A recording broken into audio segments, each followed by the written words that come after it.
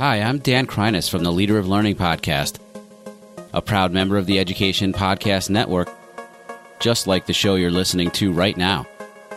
The opinions expressed are those of the individual hosts. Make sure to check out all the other great podcasts at edupodcastnetwork.com. And get ready, because the learning begins in 3, 2, 1.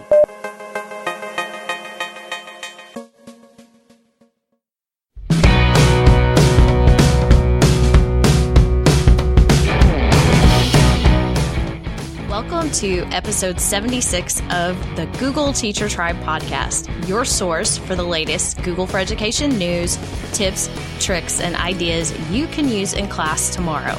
I'm Casey Bell from Shake Up Learning. And I'm Matt Miller from Ditch That Textbook. And in today's episode, we're going to do something just a little different than what we often do. A lot of times we focus an episode on a tool like docs or drawings or... Casey, have we done an episode on slides? No, never. Never, that's right. Or maybe like every episode. But what we're going to do now today is talk about a feature that is included in a lot of those different tools, and that is the webcam. Like the webcam capture. And this is one of those features where you can use it in a wide variety of activities you can do in the classroom. So we're going to dig into real quickly into how it works, and then lots of different ways you could use it in class. And of course, we've got Google News and Updates, we've got feedback from our listeners, and we've got some blog posts to share. So shall we get started, Casey? Let's do it.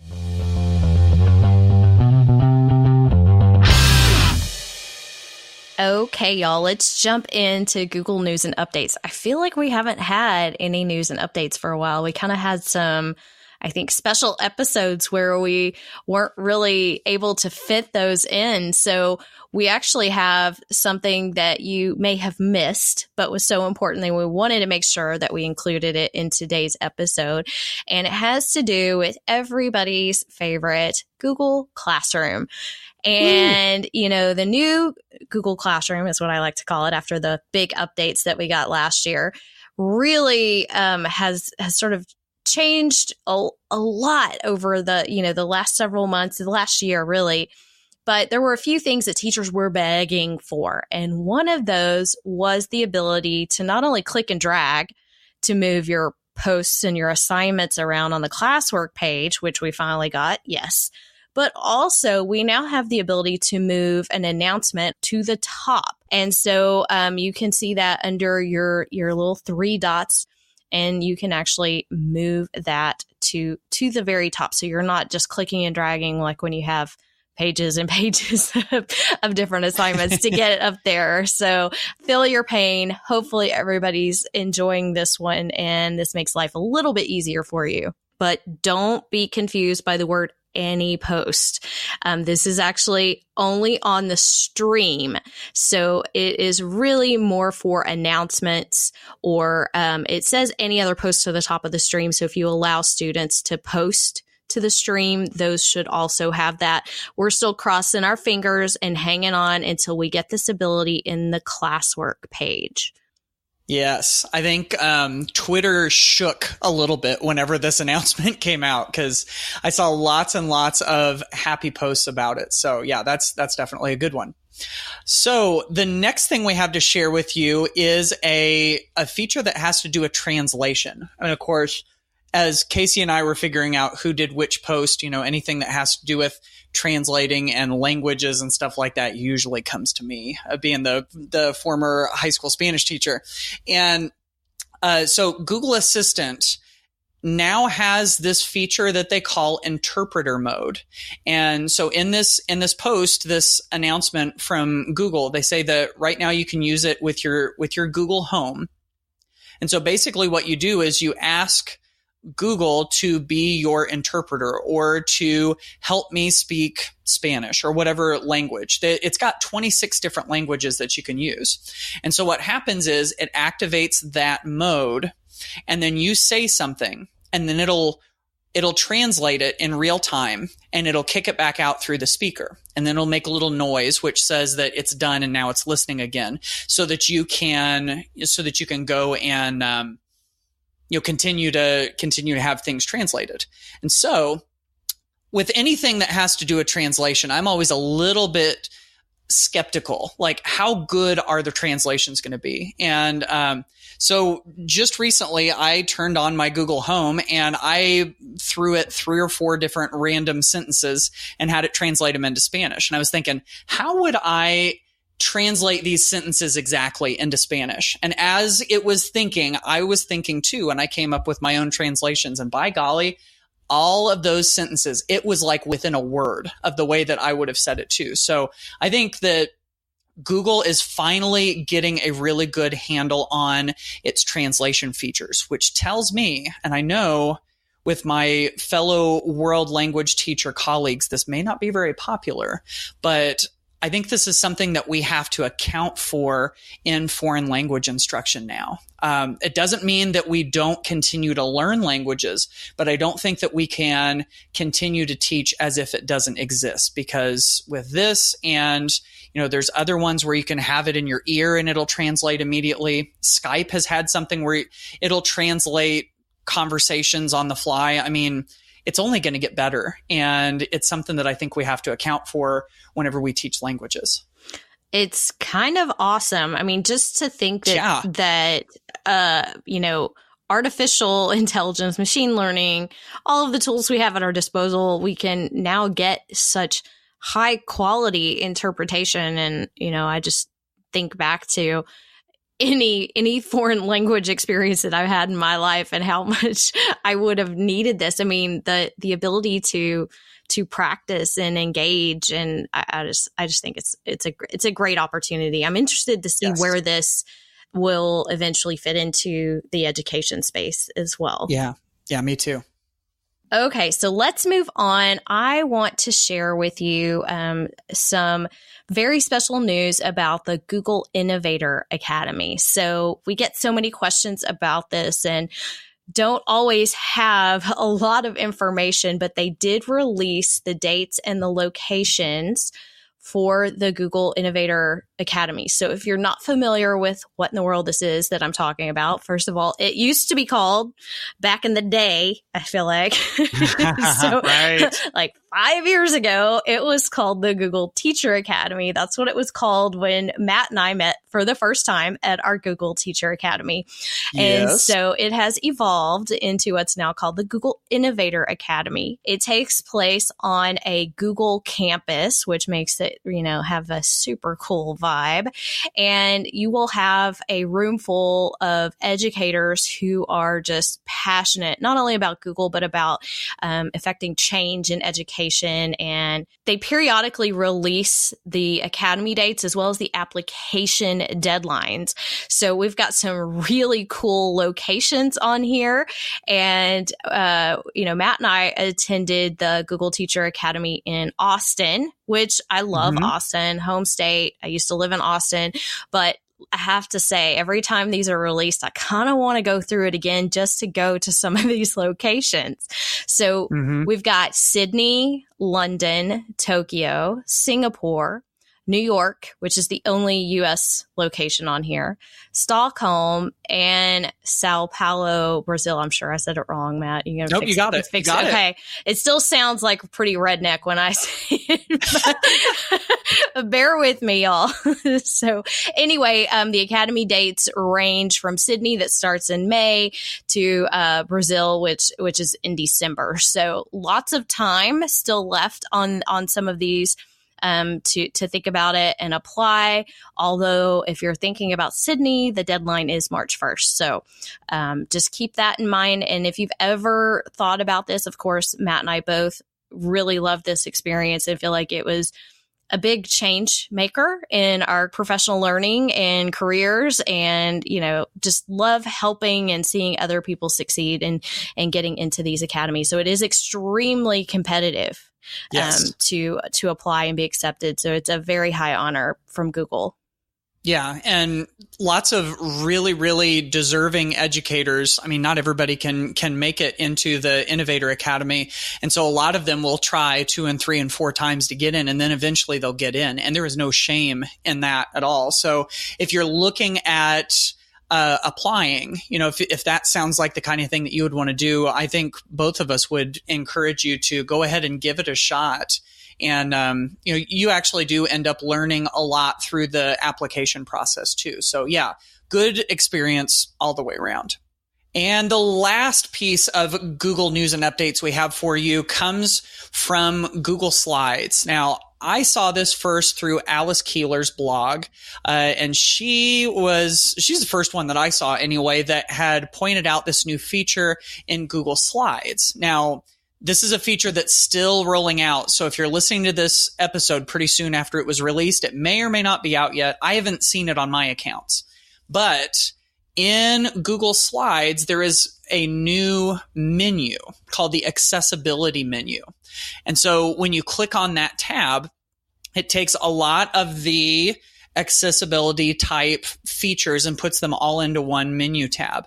So you've got the speak option, you've got go to film strip, go to canvas, go to speaker notes, just to make all of those functions quick and easy. And then comments and misspellings, formatting, and settings. So all of these things all go in there. Again, I haven't totally seen it, but I really love the idea that they're pulling all of these accessibility features into one menu tab. So again, this is still real early on. It may not have rolled out to your account yet. As of this recording, it still hasn't rolled out to mine, so I haven't seen it yet, but I think that this is a really good step in the right direction. Oh, yes. I can't wait. I don't have it either, but I can't wait to see this because this is definitely something that tends to get overlooked or we forget about it. And there are so many students and teachers who can make use of some of these accessibility features. Mm-hmm. Yep, totally agree. All right. So if you want to get the links to any of the things that we have just mentioned, be sure to go to our show notes at googleteachertribe.com/76.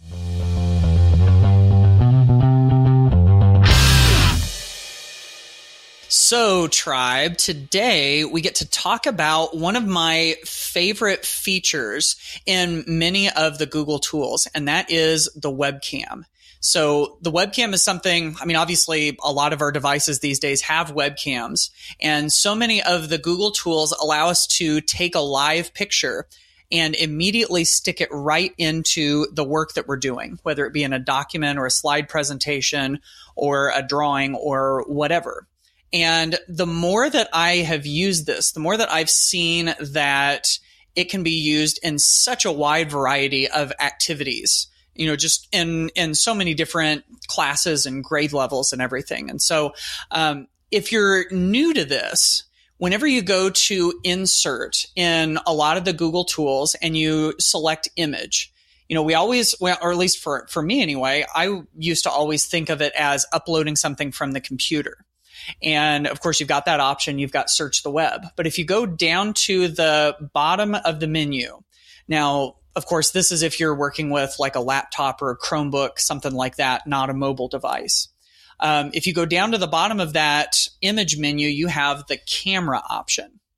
And so whenever you click on that button, it'll pop up a little window and it'll show you a live version of what's coming through your webcam. You got to make sure that you've given access to your camera for this to work. And if you happen to have another program open that's using the camera, it may not work until you close that down. And so it'll show you this live webcam and allow you to take a picture with it. And you don't even need a special camera. If your Chromebook or laptop has a built-in webcam, then you can totally use that. And so all you do there is you just click the little camera button and it's going to snap a picture. And then if you want to take multiple takes of that picture, just hit that button multiple times and it'll take a whole bunch of pictures. And then as soon as you're done, you pick the one that you want and you hit the insert button and it sticks it right into your slide or your document or whatever you're working on. So it works this way, like I was saying, on a laptop or on a Chromebook. Now, if you've got a mobile device like a cell phone or an iPad, it's usually just easier to use the camera app within that. And you take those pictures and then you just insert them into your work. So, but for all of the classes that have laptops and Chromebooks, this is a really pretty cool feature. And I know Casey and I have both written about and talked about so many different ways that you can like mark up pictures and do different things with these webcam pictures, right? Yes. So we have so many different ideas. I think, Matt, this probably could have been another series of episodes.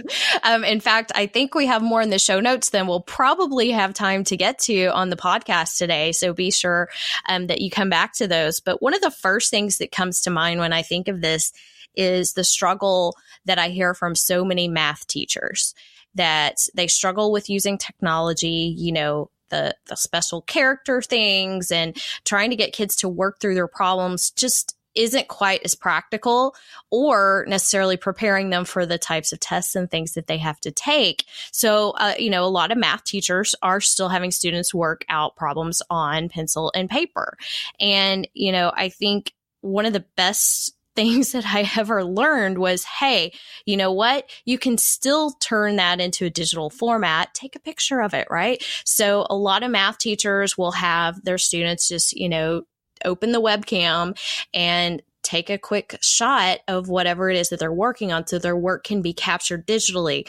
And what's great about that is if they're still working, they can keep working, but that can also be like a check for understanding that the teacher can kind of see what's going on. So I've seen lots of different ways to do this, and I think there's many creative ways, but I felt like that was one of the ones that I wanted to be sure to mention, just because that's a question I get from so many math teachers. I don't know about you, Matt, but like that's, you know, like, how do I use this in math? How does this, you know, like, how can we make this work? And so sometimes, yes, we still have some ways that we need to do things on pen and paper. So whether that's math or something else too, right? There's so many things that kids are doing that we could just take a picture, and that can be put into the project itself, or even turned in with their assignment on Google Classroom, which can be really easy to do, to attach it there as well. Yeah. And, you know, sometimes just using technology to streamline our work, to make it easier to turn in and to grade and to process, you know, that in and of itself sometimes can make the technology worthwhile. You know, we're obviously not looking for ways to just digitize the same old thing that we've always been doing. But in this case, if we're able to get that work into the Google Classroom workflow and it makes our lives easier and faster by dealing with it that way, then, you know, obviously that's a definite improvement. And then the other neat thing about this too is that you can, of course, take that picture of that math problem or that group of math problems, and then annotate and mark it up within Google Drawings or Google Slides or wherever by putting lines and text and shapes and a variety of different things over the top of that image. So you can even annotate on top of it too, which again takes it to another level. So yeah, I think that's a brilliant way to use that, is to pull some of those math problems in and then either just turn them in or be able to do something with them. So another way that we can do this, let's start real simple here with, or at least the first one that I'll share. Well, I'll start real simple. And that is just doing some basic student reflection. You know, whenever students learn something new, sometimes they have things that they struggle with. Sometimes they think, oh, wow, that was really easy. Sometimes they have opinions about what they think about it and how it changes their perspective on how they see things. And so giving them an opportunity to reflect like that is a good idea. And what I love about using the webcam, and again, with this, you can just take a picture and stick it into a Google Drawing or stick it into a Google Slides presentation. I think either way this would work. Have students take just a selfie picture of themselves and stick it into, I'm going to use drawings for this example, stick it into a Google Drawing. And then from there, you can use the insert shapes. And so the shapes button is like that little circle and square icon in your toolbar. And so if you insert a shape, within the shapes, there's this thing called callouts that has speech bubbles and thought bubbles. And so sticking some of those in next to the student's head to say what the student would say or what the student would think gives them an opportunity to do some of that reflection, to think about what they're struggling with, to give you a little bit of feedback on how they're thinking. And so, of course, one way to do that is to stick that in a Google Drawing and just turn it in through Google Classroom. However, another way to do it is to take a Google Slides presentation. And I know this is something we've talked about several times on the podcast. You take a Google Slides presentation and make one slide for each student. And then you use the share button and you share that slide presentation out as in anyone with the link can edit. And so, of course, if you're doing this through Google Classroom, you just make an assignment, attach that slide presentation to it, and then use the drop down that says students can edit. And so once they get in there, they can stick their picture on there and then add all their little call outs, their little speech bubbles and thought bubbles. And then you can see everybody's thoughts and everybody's sayings and everything all in one spot if each student has a slide. I love that. I think that's a great idea to check for understanding, to also reach into that social emotional thing that we seem to be talking so much about these days, and being able to get students to, share their, not only just their reflections and their learning, but also how they feel about their learning too, I think could be part of that. I want to go advanced now, switch gears a little bit and talk about stop motion animation, which we have a great link in here to a blog post by someone that I think is on this podcast has shared this. So, but we talk about stop motion animation a lot and how easy it is to do it in Google Slides. And this is something that you can do with, with clip art and with other things too. But when we're talking about the idea of bringing the webcam into it, it really gives us some interesting options. So, if you're not familiar with the idea of stop motion animation, my brain still tends to think of like claymation cartoons as sort of like how I understood how they were made. Of course, a lot of things now are completely digital, but if you go old school, they used to actually take a picture, of every scene and just move the characters just a little bit, take a picture, move it, take a picture. And so it was actually a very long and tedious process, but students can create these and they don't have to be complicated at all. So it could be, in terms of what they're creating, they could be using Legos because, they're going to jump all over that. And, setting up a scene, telling a story. So this stop motion animation could be part of a digital story that they're telling. And of course, set up the scene. Whether you're using Legos, you're using people, you're using your face, and then you load up that slide deck with all of those pictures in that order. And so what you do is you use the publish to the web trick, and you go to File, Publish to the Web, and you want to make sure that you choose how quickly you want it to progress. That's going to make all the difference in the world.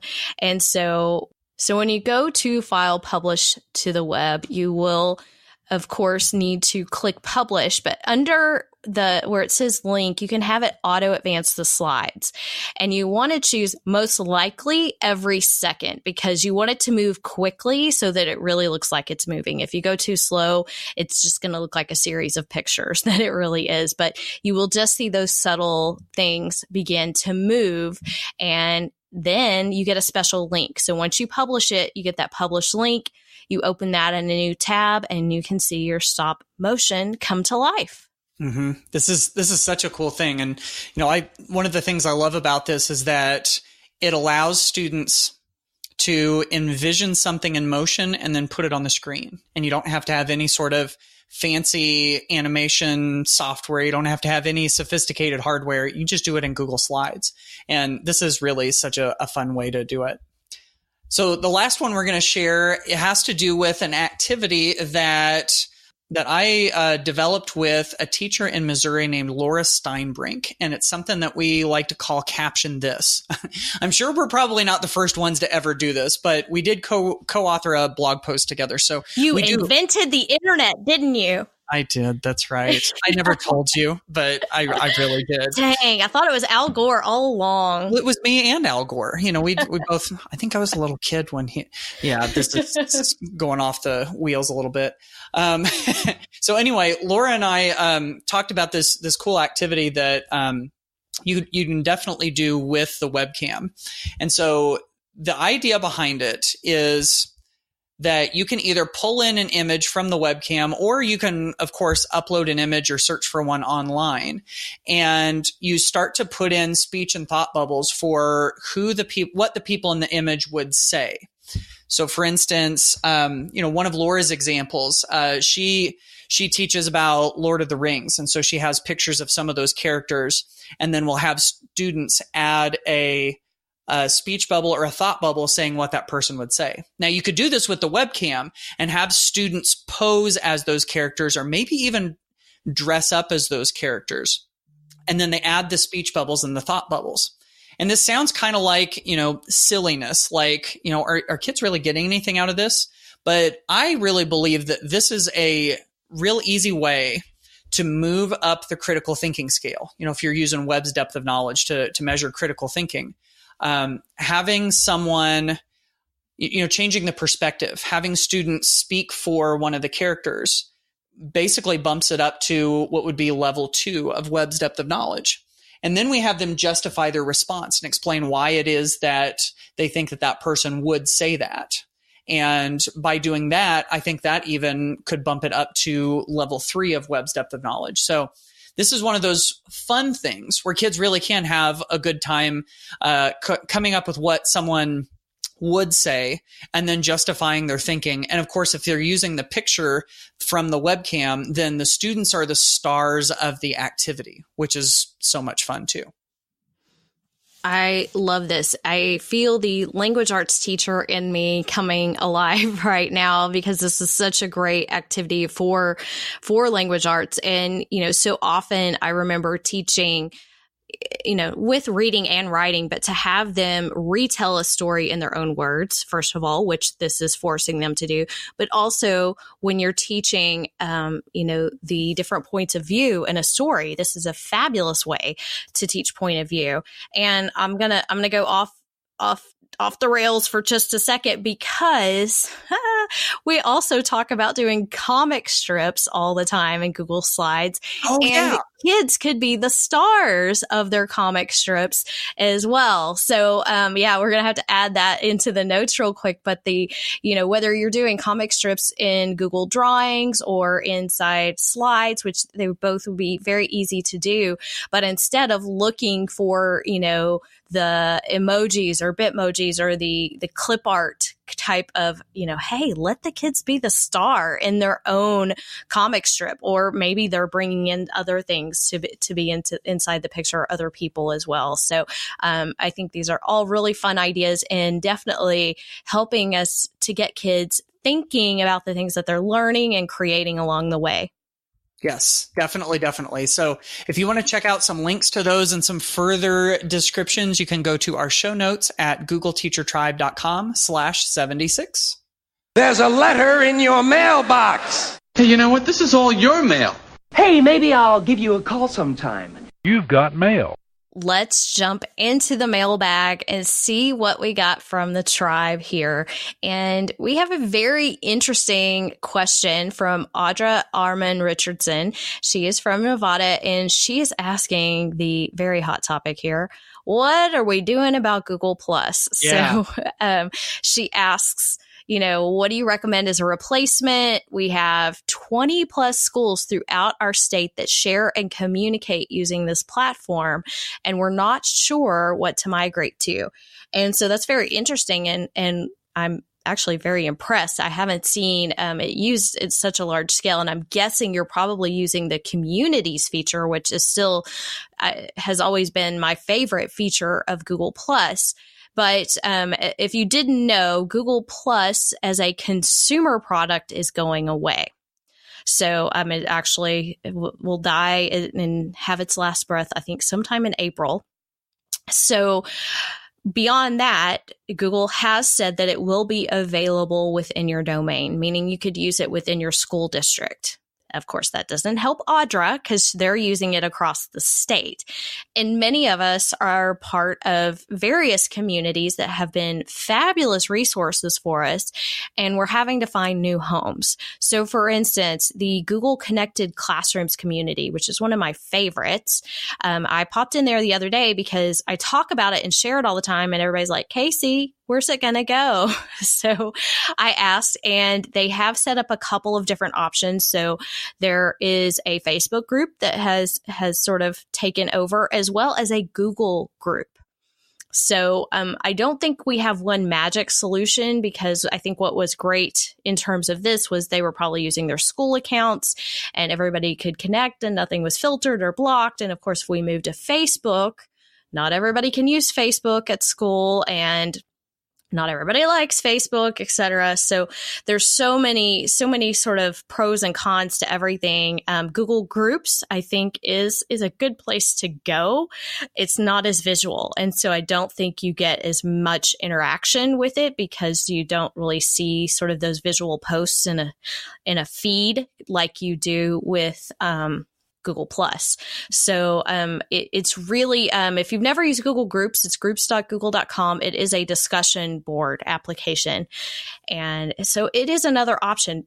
Actually, I want to put this out to the tribe. I want to know if you have been faithful Google Plus users and you have some communities there, what are you moving to? So if you can share that with us, leave us a voice message on googleteachertribe.com and just share with us where you might be migrating your communities to. Yeah, I'm fascinated to hear about that as well. Now, speaking of throwing things out to the tribe, since you mentioned that, Casey, we have gotten a flood of messages and emails and different things about a question that was asked to us. This was from a few episodes back when someone was asking about sending responses in Google Forms to different sheets. And so, was there a way to do that? And Casey and I, we love our Google, and we love a lot of different things related to it, but coding things in Sheets is not the forte of either of us. So we threw this out to the tribe, and looking down through here, Danny Kontopoulos and Caroline Goodman and Linda Hummer and Ryan Bradford and Jake French and Mary Carnes all gave us some different ideas. And so we put all of those into the show notes. So if you're interested in this, if you want to up your skills when it comes to forms and sheets, or if you're just curious to see all of these different solutions, you can head over to the show notes at googleteachertribe.com/76. Last thing, when it comes to the mailbag, this comes to us from Mike Brilla, who is an 8th grade social studies teacher in Pennsylvania. Since we've been talking about app smashes recently, Mike shared a pretty cool one with us. So go ahead and take it away, Mike. Hey there, Matt and Casey. My name is Mike Brill, and I teach 8th grade social studies in Pennsylvania. I know you love app smashing and creating a simpler workflow for students and teachers, so I thought I'd share a tip that has made my grading and feedback much simpler. We're a Google school, so my students do everything on Google Classroom. In order to grade assignments and provide meaningful feedback, I've been using the Doctopus add-on in addition with Ebook, something I'm pretty sure you're familiar with, Google Sheets.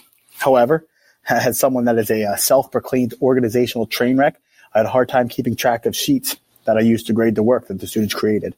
So I started using Google Keep to keep track of everything.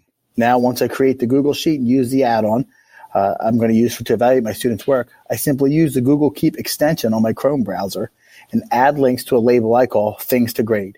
Now, everything I need is in one place. The links are right there. I can simply delete the note on Google Keep when I'm done, and it's done in a timely manner. So hopefully you and your listeners can use this tip, and it simplifies and makes your lives much easier too. All right, this is pretty cool. And look at all of the moving pieces in this. He uses Google Classroom, Doctopus, Ebook, Sheets, and Google Keep. And I love the fact that he organizes all of this together in that label in Google Keep, which of course you could do with a hashtag, or you could just add it just as a regular label. So Mike also was very generous to agree to record a screencast of this so that you can watch it in motion. So if you're interested in learning a little bit more about how Mike does this, definitely go over to our show notes and you can click on that link to the screencast and you'll be able to watch him walk through that. And so again, that's at googleteachertribe.com/76.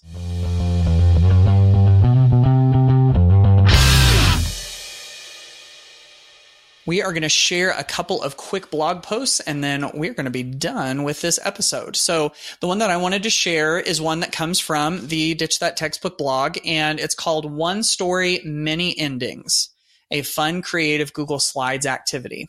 And this harkens back to the old choose your own adventure stories.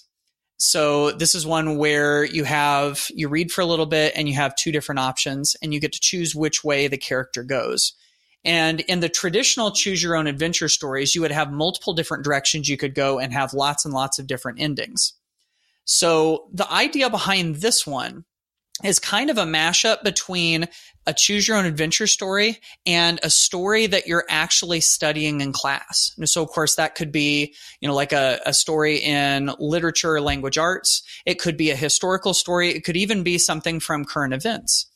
And you have the one storyline that goes through the whole thing. This is the story as it was written, as it's supposed to be. But what we do is we add all of these different little alternate endings that branch off. So as the characters have different decisions to make all throughout, you can say, do they do this thing, which they actually do in the story, or do they do this other thing, which is an alternate ending to it? And we use the go to page based on response. So it's those links where you can link to another slide in a Google Slides presentation. And so this activity allows students to make up a whole bunch of alternative endings so that if you wanted to know, for instance, if it was, Harry Potter and what if Hermione had taken all of her magical abilities and had used them for evil instead of for good, what would that have looked like? And so it gives them an opportunity to kind of play and invent within the story that they just learned. So lots and lots of step-by-steps and how-tos to make that happen in this blog post. Fabulous. I love me some Google Slides activities. Always love thinking of all the fabulous ways that we can use that, and that linking between slides is just sort of one of those game changers. Yes. Okay, I have several resources to share with you. So I wanted to be sure to share some free resources that I have to help you become a Google certified educator. And I have two brand new downloads, and they are called the toolkit. So there's the level 1 toolkit and there is the level 2 toolkit. And what I've done is I've taken all of the downloads that I have for these, because over the years, I've just built so many resources that people are having to go to different pages to download different things. So I wanted you to be able to get this all in one. So in level 1, you get the complete guide to Google certifications ebook to help you understand all of your options. You also get the Google Certified Educator Capacity Matrix, which is a list of the knowledge and skills that you need to pass that test, and the How to Pass the Google Certified Educator Exams ebook, which is all about the exam itself and tips and all kinds of things. So you can get that all in one download. And level 2, a little bit different. The level 2 toolkit also has three downloads in one that you can get. And this one's going to have the level 2 capacity matrix, the level 2 challenge tasks, which are designed to mimic the tasks that you have to do on the exam, as well as that How to Pass the Google Certified Educator Exams ebook. So if you're looking for help on level 1 or level 2, I got you covered. And there are 2 brand new resource pages with all of my level 1 resources and level 2 resources that is all linked in the show notes for you, as well as Matt's blog post. So if you want to get all of these, you can go to googleteachertribe.com/76.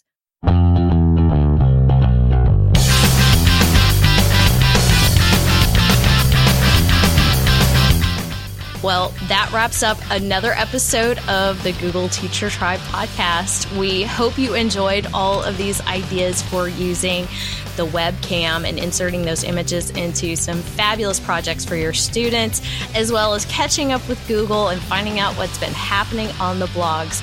And thank you so much to everyone who contributes, who asks questions and shares tips and ideas. Keep those coming.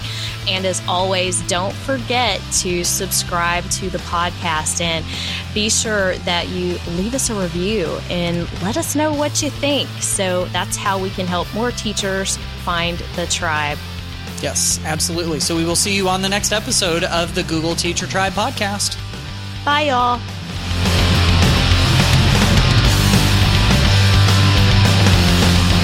Thanks for listening to the Google Teacher Tribe podcast. Keep up with every new episode by subscribing on iTunes, Google Play, or Stitcher, and by visiting GoogleTeacherTribe.com. Get in on the conversation on Twitter by using the hashtag GTTribe. Until next time, keep harnessing the G Suite power, and may the Googles be with you.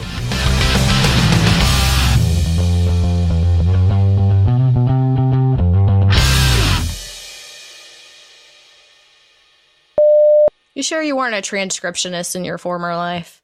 Right. No, I just listen. It just comes flying out of my fingers. So I just go with it, you know.